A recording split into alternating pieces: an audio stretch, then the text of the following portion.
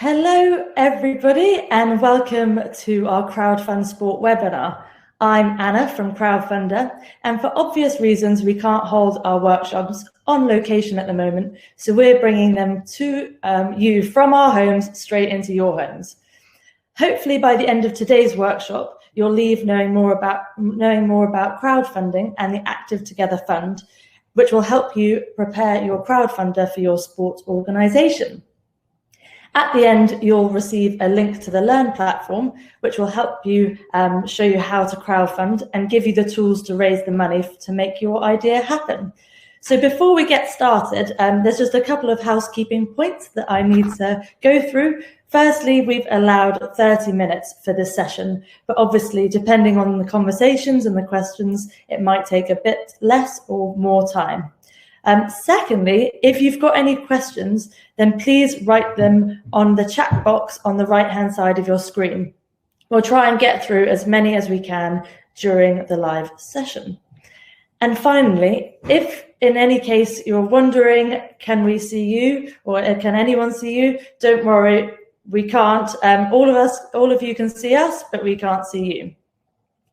So today we are going to hear from one of our crowdfunding coaches, Chloe, but we're also going to hear from someone who's crowdfunded before, who's been there and got the t-shirt. So we'll find out what worked and what didn't work in making their campaign a success. So without further ado, let me introduce you to Chloe, our crowdfunding coach. Hello. Hello, Chloe, how are you doing? Yeah, good, thanks. How are you? Brilliant, thank you. So Chloe, for the people who don't know, can you tell us a bit about crowdfunding? Sure. So crowdfunding is a great way of raising money and awareness for your organisation through engaging with the community. You will set up a page on our online platform in which you should tell us about your club, who you are, your impact on the community, and why you're crowdfunding. So for the majority of you here, that will be the impact that COVID-19 has had on you as an organisation, and talk about how you're going to spend that money to overcome those problems. You can also add images and videos to your page. And those that like your page, want to support you, want your club to succeed, they will make a pledge and help you achieve your goal. Now, crowdfunding is the top rewards-based crowdfunding platform. That means that we don't just offer your standard fundraising with donations like you'd normally be accustomed to in the sort of crowdfunding world. We enable you to add rewards to your page. So let me show you an example. On this slide, this is Aston Ingham Cricket Club. They had a fantastic page that they put together with loads of information about who they are and why they're crowdfunding. They had a video that was shot with the captain of one of their teams, and he was in the cricket grounds sort of showing us around and talking about why they're crowdfunding. But their best, or my favourite part of their campaign was their rewards. They really thought about who was their audience. So they had some rewards targeted to the cricket world. They had a cricket bat refurbishment. They had some advertisement for the advertisement boards. But they also thought about their wider community and how they can encourage pledges from outside the cricket world.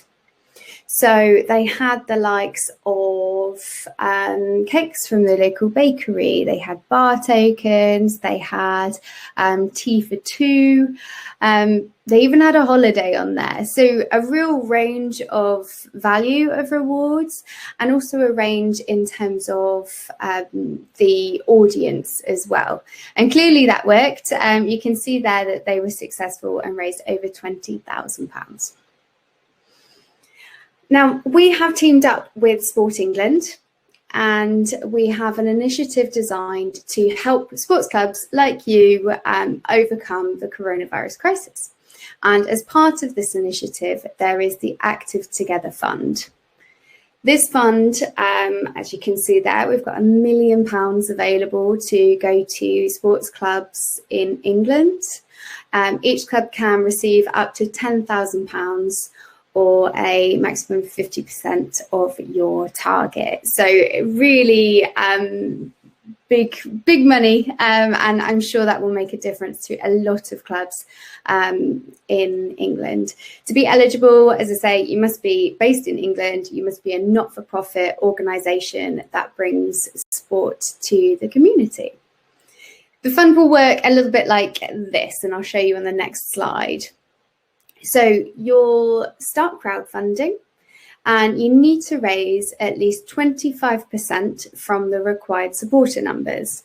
If you take a look at the table at the bottom of this slide, you can see, depending on your target, will determine how many supporters you need.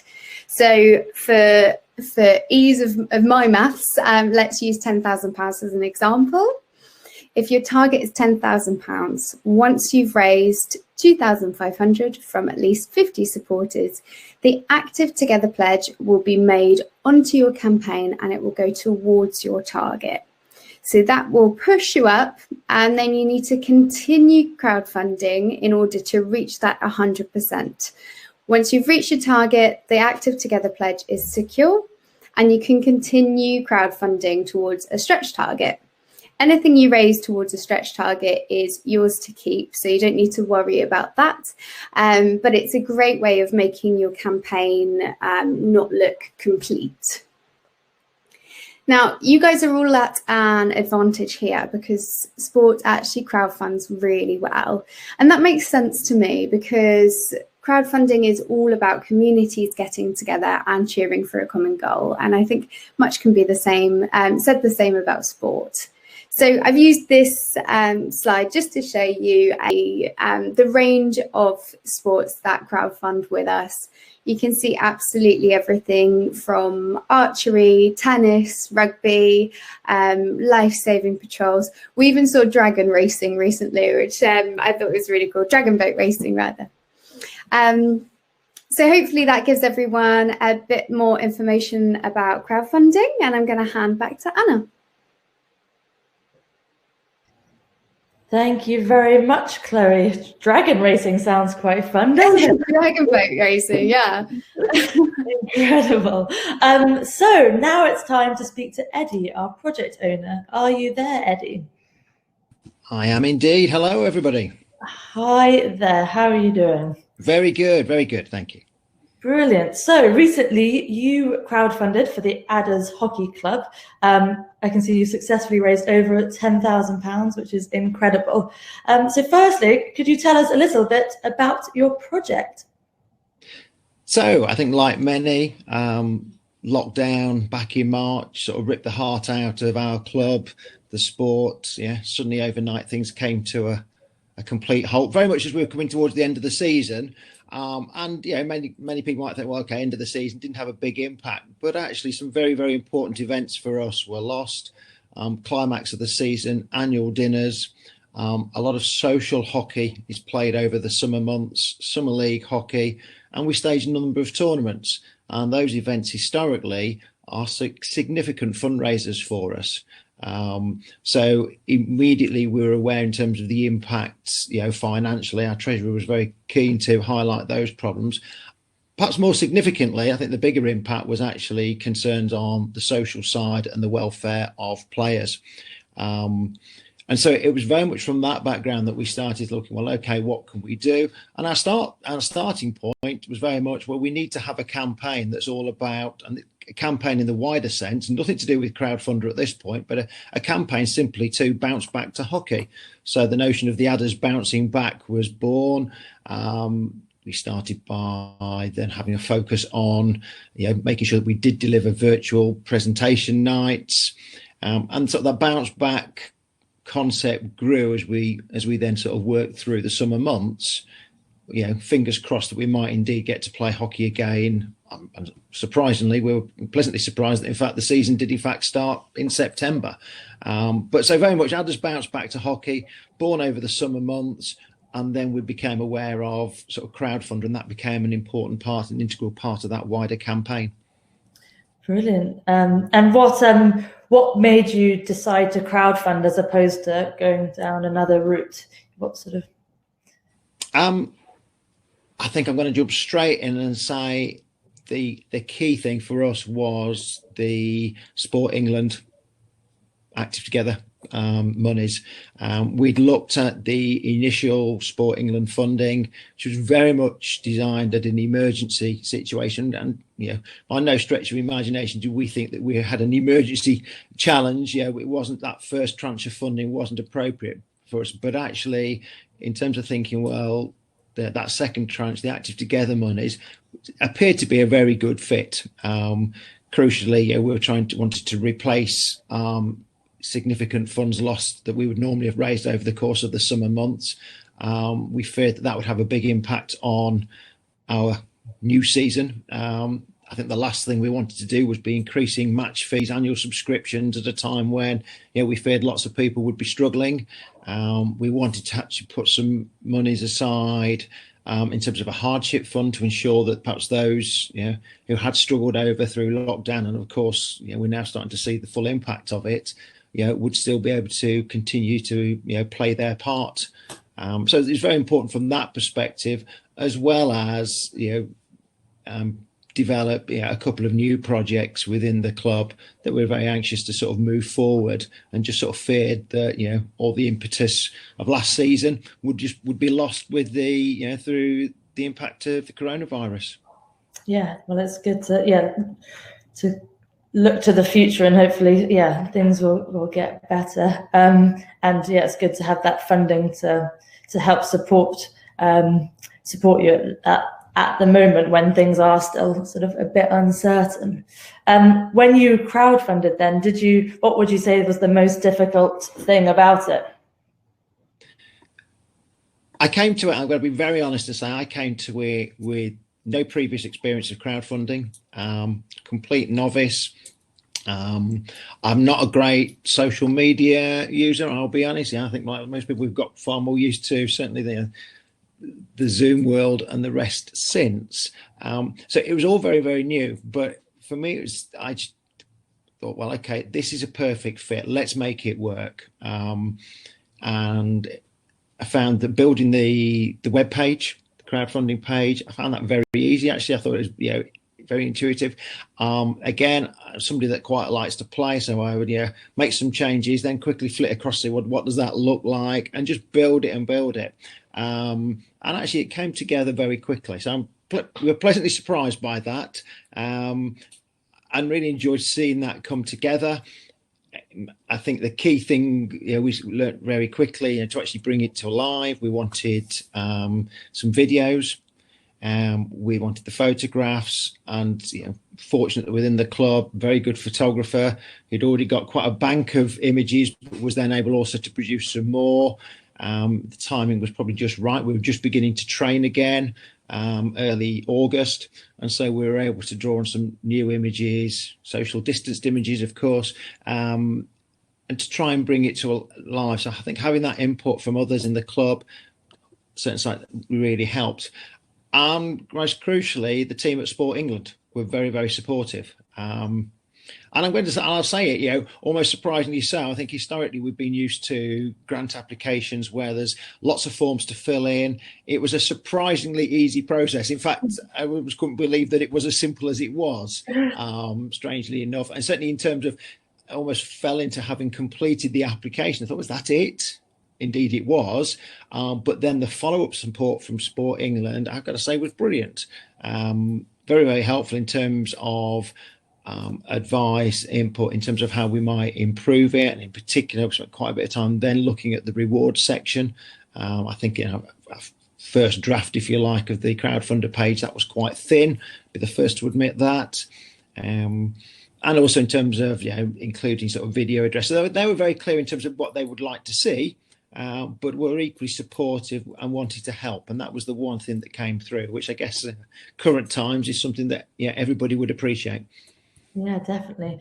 And yeah, I agreed that the grant application process is really nice and straightforward. You know, you create your page and it is sort of quite a streamlined process, which is great. So in terms of when you crowdfunded, what did you find worked best for your crowdfunding campaign? I think the probably the biggest challenge that we had was then getting that message out. And yeah, I'm grateful then that others then certainly helped me in terms of that wider message. I think we were fortunate, although I'm going to argue that I would maintain that it was deliberate on our part, choosing a time just as we were starting to get back to playing. So Sport England hockey announced, I think it was very early August, that we could start training again. So it just happened to coincide with a time when we were starting to bring players back together. So start to prepare for the season, and it was, I suppose, it was bringing it to life, a real sense in which, well, okay, there is something now to fundraise for. We can see some light at the end of the tunnel, let's say, the idea that we would be playing. So I think that was very fortunate that we were doing it at that time. We relied quite heavily on word of mouth. A lot of our social media channels are actually closed, and I think one of the things that we've worked really recognised as a club, and certainly what would I do differently next time, we would want to get far more external support. So whilst we had some couple of local pubs, number of external rewards, let's say, that came from outside, a lot of it was actually drawing on members. So it was very much member led to begin with. And certainly, I think we could cast the net a lot wider, and certainly drawing on the experience. That would be the one thing that I would certainly take away that I would look to do in future. Wider community commitment. But the success of it was that the members got behind it, and then of course, particularly the youngsters, calling on parents, grandparents. There was no doubt. There was quite a lot of arm twisting went on. I'm absolutely certain of that. Together with the attraction of a couple of events that we put behind it. So we launched the idea of a back to hockey festival. That's something that we've done before, and many hockey clubs would do that. But actually, again, it was all under this wider campaign of adders bouncing back. Having a number of events around it, I think, helped, as it then gave greater profile to the campaign. So the Crowdfunder page was never the central part of it. It was always part of this wider project, and I think that probably helped, because it wasn't that we were always asking for money, always chasing the money. It was rather a case of actually, this is all about getting back to playing, and this is part of that process. That's really interesting. And as you said, I think having lots of, from when you're marketing your crowdfunder campaign, it is really important not just to keep saying the same thing and asking for money, but to use that as one part of it, but engage people in lots of different ways. And that, that's something that you mention or you bring up as well, but not sort of focus on literally every time talking about the crowdfunder campaign. Now, as obviously you're part of a club, who helped you with the campaign, and how did you divide up the workload? I suppose other key people were a club chairman, took a lead in terms of a lot of the photographs, the imagery. He, and indeed it's his daughter, who's a second year, third year student, doing media studies, very keen to get involved. She put together one of the videos. I think it's perhaps one we'll be able to share with you a little bit later. She put together a great video earlier on in the summer, in terms of the club developing its skill level or lack of skills. But that had been a great success. So so 2-3 key people, series of newsletters. We did bombard our members. I go back to, I think the one thing we could have done more about is actually trying to reach out further than that. But having said that, I'm sure that pretty clearly our members did in turn reach out themselves. So we're very much relying on others to do that. And I think crucially, getting the message out. We're very fortunate to pick up one larger sponsorship within that. it was not monies that we were expecting. There'd been no previous discussion about this, but I think it was the fact that people seeing that we were raising it. One member was able to go to the business that they work for and say, could we help? And I think just very symbolic in terms of the way it grew. Just by having that presence and making you aware that this is what we were doing, the club is looking to bounce back, and there are opportunities to support in terms of team sponsorship and the rest. Brilliant. And that's amazing, having that surprise sort of big donation. That must have been incredible. So if someone wanted to crowdfund, what would your biggest piece of advice be for them? I think certainly work on the rewards. I think it's providing those entry points, different levels. Be aware that every £5, every pound counts. I guess we sort of 5, 10, 15, but then also provide those opportunities and make it clear that there are opportunities within a club. I'm guessing within all settings to support those higher figures. There are individuals, organisations, businesses out there that are looking for those opportunities to support local sport, community activity, whatever it may be, and actually it's part of just letting them know what you're doing, and then I think coupled with a key message. So I think it's really clear part of our success. We go back to that point that it wasn't just about raising monies. It was also an important part for us was just this positive message that we're going to we'll be back playing. I think the timing was key in terms of fortunate that restrictions were being relaxed at that time as well. So everything came together perfectly in that respect. Brilliant. And going back to your point with rewards, I guess it's important to think about all the networks, sort of the different types of audiences that are going to see your page and who you're going to be reaching out to. And I know you've mentioned that a bit. And making sure that there is something for them. You can always add more rewards when your project's live. So it's quite a good way to, if you receive feedback or you realize that you're missing a sort of couple of areas of your network, you can always sort of keep adding them throughout the campaign, which I don't know if you did or not, but it's quite a good way to sort of make sure there is something for everyone that you're going to be reaching out to, and you're always, tailoring the page and improving it throughout the 4 or 5 weeks that you're crowdfunding. So we've got a couple of questions from the audience. We've got the first one from Andrew, and he wants to ask, what was the key to your success, Eddie? Certainly for us, it was the engagement of our members. I can't give an accurate, it'd probably be wrong to even share it, but in terms of, I think there were 91 supporters are listed. It was very much club led. It was our members that pulled together, so engaging them in it from an early point was really important. And the nicest way possible, children are a great hook in that sense, in terms of their pictures, obviously with their agreement and their parents' agreement to being part of it, but they really enjoyed being part of it. They felt that they were doing their bit as well, and I think that was a really important part for us. And obviously, and that's all in keeping with our club ethos, that we're family friendly. Again, being true to yourselves. Yeah, definitely. That sounds, If it's I definitely agree with that. So the second question is from Abby, and she asks, at what point can we apply for the Sport England's Active Together match funding? Can you put all the details into your crowdfunding project? So when did you actually make the application, Eddie?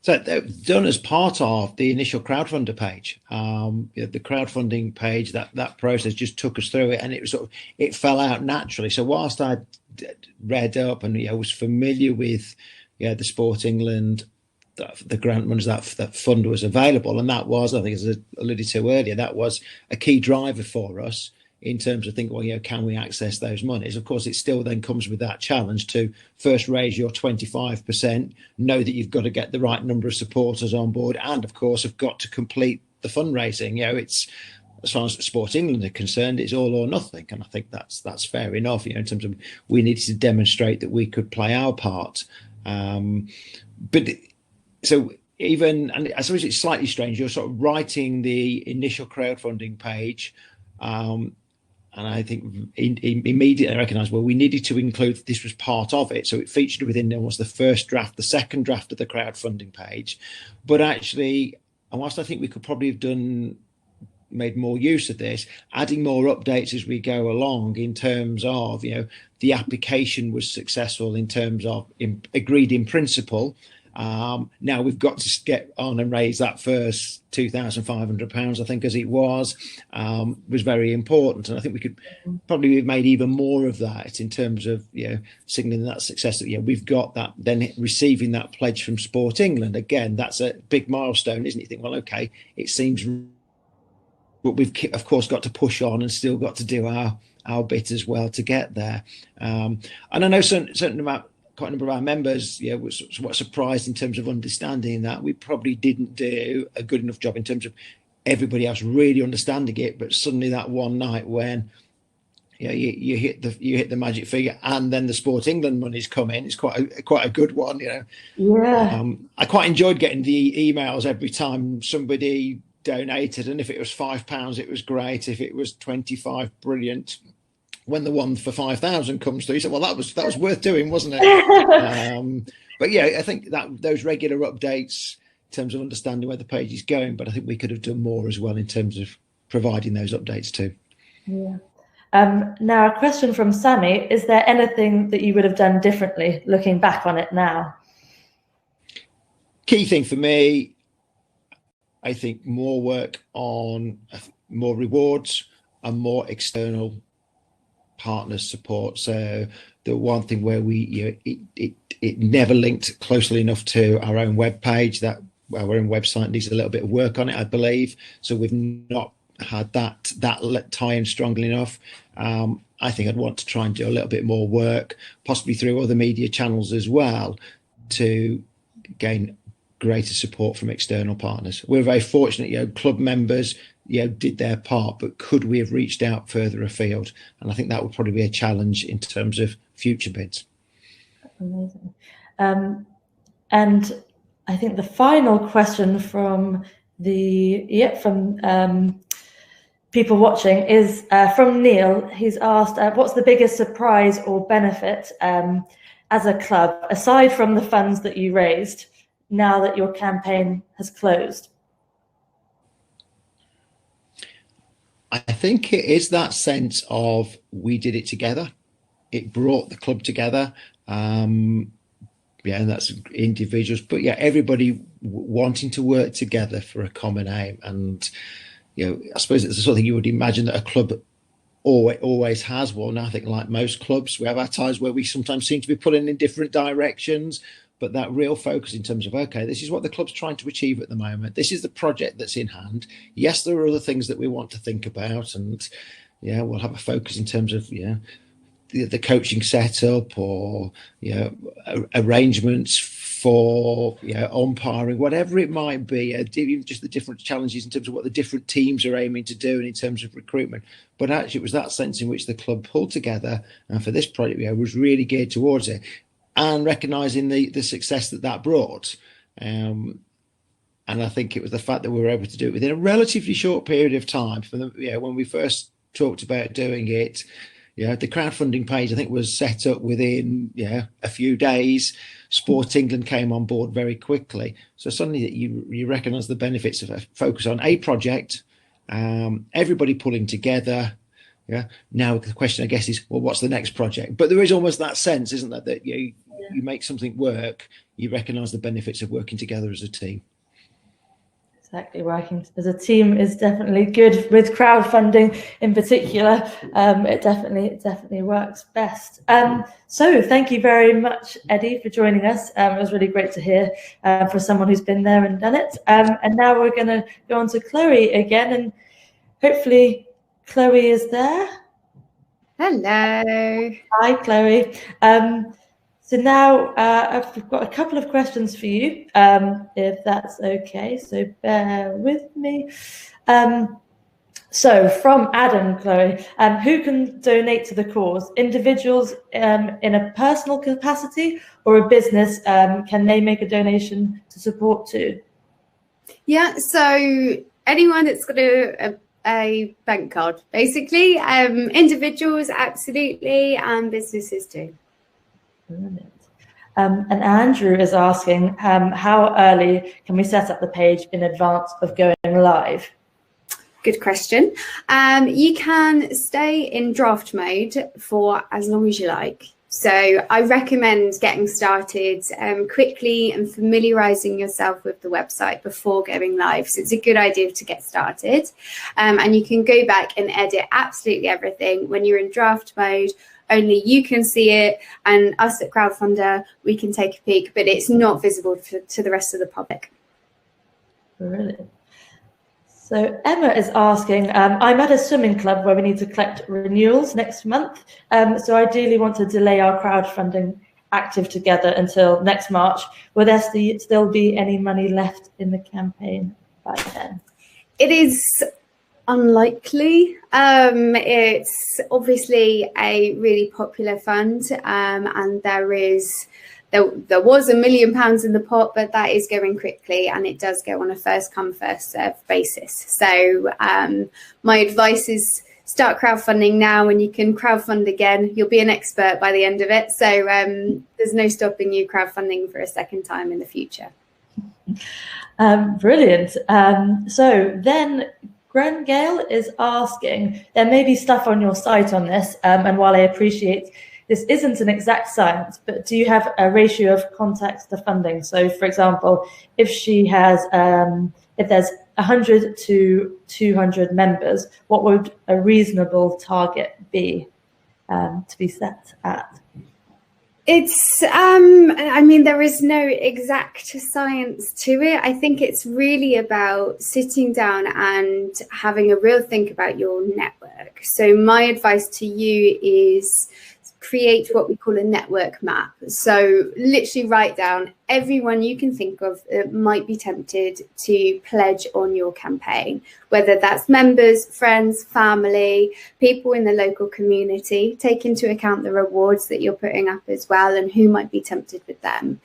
I usually say if you can figure out where about 25% of those pledges are going to come from, you're probably along the right lines of the target. And the final question, I believe, let me double check. Oh no, there's a couple more questions. So from Ian, does an application to Active Together prohibit a subsequent application to Sport England's Community Asset Fund?